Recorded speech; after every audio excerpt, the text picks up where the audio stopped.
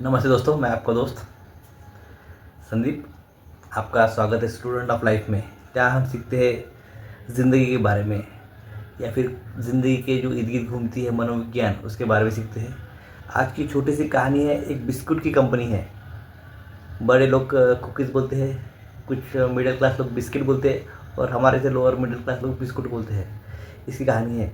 तो ये biscuit company का जो लड़का रहता है, कंपनी का मालिक का लड़का रहता है, वो ज़्यादा पढ़ लिख के नहीं रहता, लेकिन वो अपनी ज़िद के भरोसे पर वो जो साधारण बिस्किट को वो एक अच्छा ब्रांड बना देता है।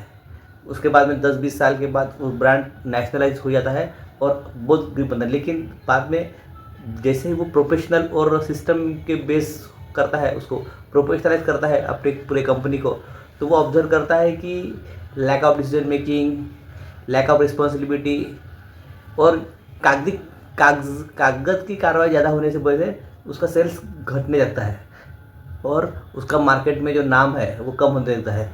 तो उसी दौरान उसी टेंशन में रहता है कि उसकी सेल्स घट रही है। बाद में उसके फैक्ट्री के बाहर, ऑफिस के बाहर में एक फैमिली रहती है जो कपड़े प्रेस करती है। कपड़े प्रेस करती है, वहाँ एक लड़का रहता है, वो 10वीं फेल रहता है, लेकिन वो बचपन से उस फैक्ट्री के मालिक को देखते रहता है।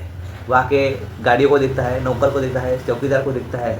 और एक दिन वो 10वीं फेल लड़का, भले ही वो 10वीं फेल हो पढ़ाई में, लेकिन उसका ऑब्जर्वेशन इतना क्लियर रहता है कि वो पूरा सब कुछ ऑब्जर्व करता रहता है। तो एक दिन इत्तेफाक से वो 10वीं फेल लड़का वो कंपनी के मालिक से मिलता है। तो वो बातों बातों में बताता है कि ऐसा है वैसा है। तो वो बातों बातों में उसका ऑब्जर्वेशन वो उस कंपनी के मालिक से शेयर करता है कि बोलता है कि सर, मैं बचपन से आपकी कंपनी के सामने देख रहा हूँ। तो जैसे आप थे, अभी दुनिया बदल चुकी है।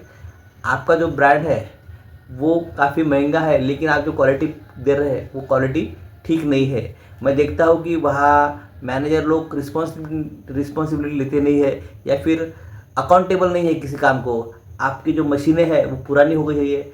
आपके जो वर्कर है, जो ग्राउंड लेवल पर, ग्रास रूट पर काम करने के वर्कर है, वो बराबर काम नहीं करते क्योंकि मशीन ख़राब हो चुकी है।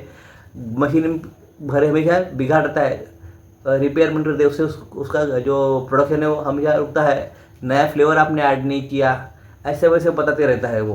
तो लेकिन उसको ये सुनने का उसका ईगो हर्ट होता है कि वो ये लड़का मुझे क्या बता रहा है कि मैं उतने कंपनी का मालिक और ये 10वीं फेल लड़का जो मेरे ऑफिस के सामने कपड़े प्रेस कर रहा है वो मेरे को बता रहा है, ऐसे करते। लेकिन वो जब शाम में जब ऑब्जर्व करता है तो वो ये सब बातें सच होती है। वो बताता है कि तुम्हारे चौकीदार की मिली भगत से तुम्हारे फैक्ट्री में चोरियां होती है, डीजल की चोरी होती है, गाड़ियों का अकाउंट, गाड़ियों का ये क्या बोलते हैं, हिसाब किताब नहीं रखा जाता है, एम्प्लॉयर खुश नहीं है और तुम्हारी जो मार्केटिंग टीम है वो कंप्यूटर की टीम से मिली हुई है, इसलिए तुम्हारे प्रोडक्ट डिले हो रहे हैं, ऐसा वो बताता है। और जब वो ऑब्जर्व करता है तो ये पाता है कि वो जो लड़का बता रहा है सच है। तो कभी कभी ज़िंदगी में ये बातें होती है दोस्तों कि हम हमारी खामियां हमको नहीं दिखती, लेकिन बाहर का आदमी वो खामियां दिखाता है। लेकिन हमको सिर्फ अपनी दिल और दिमाग खुला रखना चाहिए कि वो अपने खामियों को, अपने ड्रॉबैक्स को, अपने वीकनेस को हम एक्सेप्ट करते हैं। उसके बाद में वो जब बालक ऑब्जर्व करता है और बाद में वो उसको इम्प्लीमेंट करता है और बाद में जो कंपनी का जो लीकेज है उसको रोकता है और धीरे धीरे उसका ब्रांड फिर से एक नेशनल ब्रांड होता है। आशा करता हूँ आपको ये छोटी सी बात पसंद आई होगी कि हमें अपना दिल और दिमाग खुला रखना चाहिए। जैसे हम प्रोसेस ओरिएंटेड होंगे, प्रोसेस ओरिएंटेड से ह्यूमन की ज़रूरत नहीं है, सिर्फ प्रोसेस की ज़रूरत है, लेकिन उसमें कोई जो पर्सनलाइज टच होता है वो कहीं ना कहीं मिसिंग होता है। इसीलिए किसी भी फैक्ट्री में कहीं भी काम करते हैं तो एक अपनापन, एक फैमिली का रूट, एक बॉन्डिंग ज़रूरी होती है, एक ग्रिप जो होना है वो ज़रूरी है। हमेशा एक process oriented just like human psychopath वो हमेशा काम नहीं आता। हाँ, कई जगह काम आता है, सक्सेसफुल भी है, लेकिन हमेशा नहीं, खासकर इंडियन साइकोलॉजी में। Thank you.